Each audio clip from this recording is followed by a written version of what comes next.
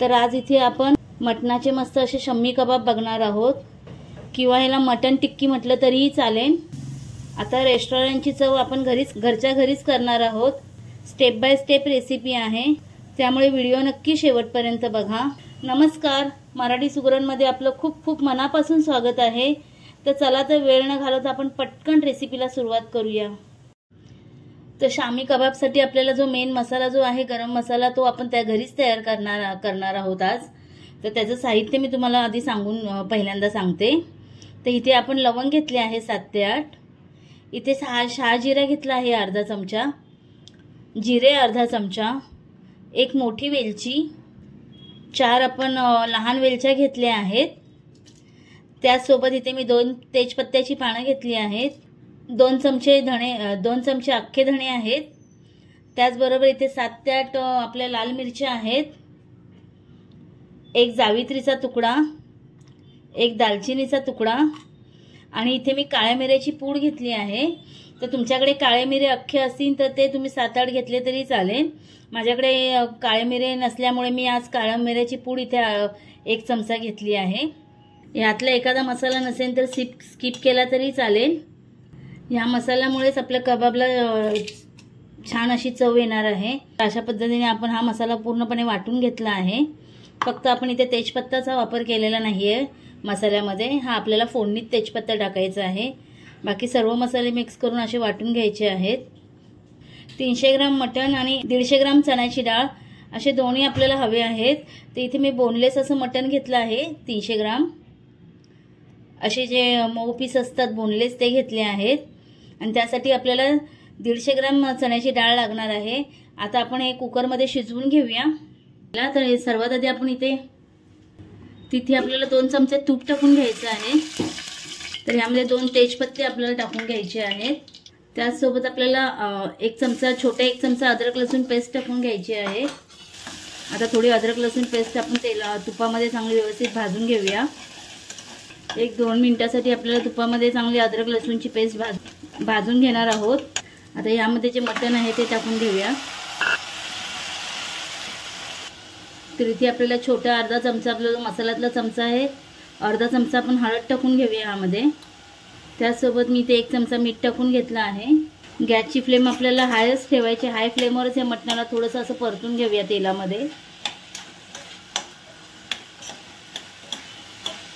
यामध्ये आपण चण्याची डाळी टाकून घेऊया।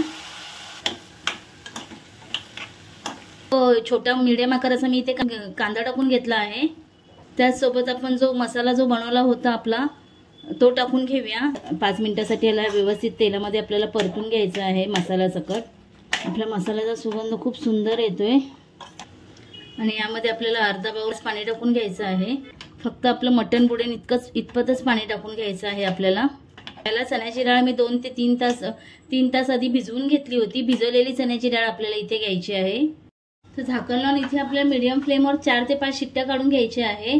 मटण आपलं पूर्ण मऊ शिजलं पाहिजे आणि डाळी आपली मऊ शिजली पाहिजे। तर इथे आपण 5 ते 6 शिट्ट्या करून घेतल्या आहेत मटणाच्या। आता आपण उघडून बघूया। आता आपण कुकर उघडूया। तुम्ही बघू शकता इथे मस्त आपलं मटण आणि डाळी पूर्णपणे शिजली आहे।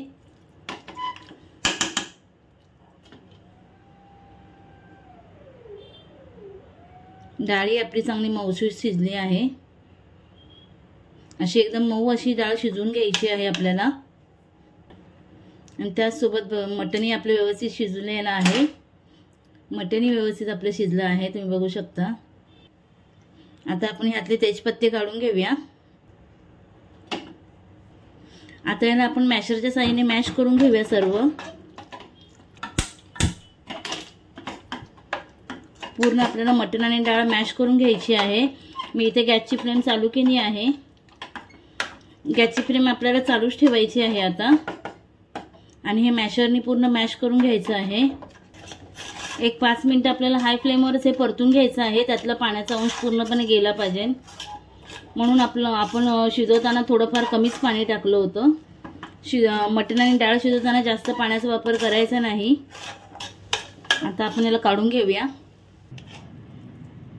आणि थोडंसं थंड करून घेऊया ह्याला। तर यामध्ये आता हे मिश्रण थंड झालं आहे। यामध्ये आपण काही मसाले टाकून घेऊया। तिथे 1 चमचा मी इथे काश्मीरी पावडर टाकून घेतली आहे। त्यासोबत आपल्याला एक अख्खा लिंबाचा रस टाकून घ्यायचा आहे, तो आपण टाकून घेऊया ह्यामध्ये। तर इथे 3 अशा बारीक चिरलेल्या हिरव्या मिरच्या घेतल्या आहेत, त्याचसोबत थोडासा पुदिना आणि त्याचसोबत कोथिंबीर, हे आपण सर्व ह्यामध्ये टाकून घेऊया। आता पुदिन्याची पानं आपल्याला हातानेच तोडून टाकायची आहे। आता आपण हे सर्व एकजीव मिक्स करून घेऊया। या स्टेपला तुम्ही मिठाचा अंदाज घेऊन मीठ इथे टाकू शकता। त्याचसोबत इथे मी बारीक चिरलेला एक कांदा घेतला आहे, छोटासा, ऑप्शनल आहे, नाही टाकला तरी चालेल, तो टाकून घेऊया। तर इथे आपण इथे एक अंडे घ्यायचं आहे आपल्याला, हे अंडेही ह्यातच टाकून घेऊया आपण। अंड्यामुळे कबाबला चांगली बाइंडिंग येते, त्यामुळे अंडा आवर्जून टाका। आता हे सगळं आपण मिक्स करून घेऊया। तर आता इथे आपलं मिश्रण सगळं एकजीव करून झालं आहे, तुम्ही बघू शकता। सर्व आपण एकजीव करून मिक्स करून घेतलं आहे। आता आपण याच्या छोट्या छोट्या टिक्क्या करून घेऊया। थोडंसं हाताला तेल लावून घ्यायचं आधी,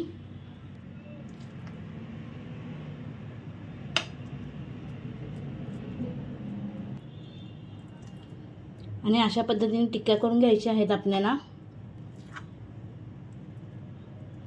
टिक्की कोण तुम्हाला किती लहान किती मोठी हवी त्या हिशोबाने तुम्ही करा। तर अशाच पद्धतीने आपण सर्व टिक्क्या करून घेऊया।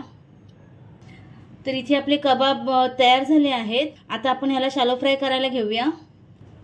तर आता हे पॅन मध्ये आपण सोडून घेऊया। मीडियम फ्लेमवरच ठेवायची आहे आपल्याला गॅसची।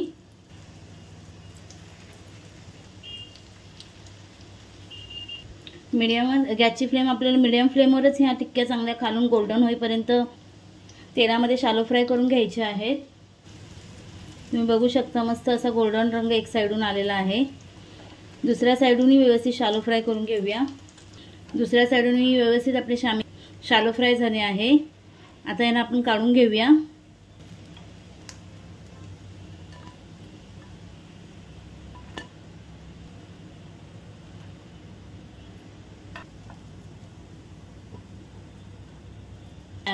दुसरी बॅच शॅलो फ्राय करून झाली आहे।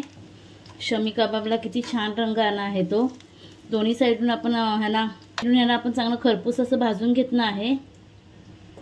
आता हेही आपण काढून घेऊया।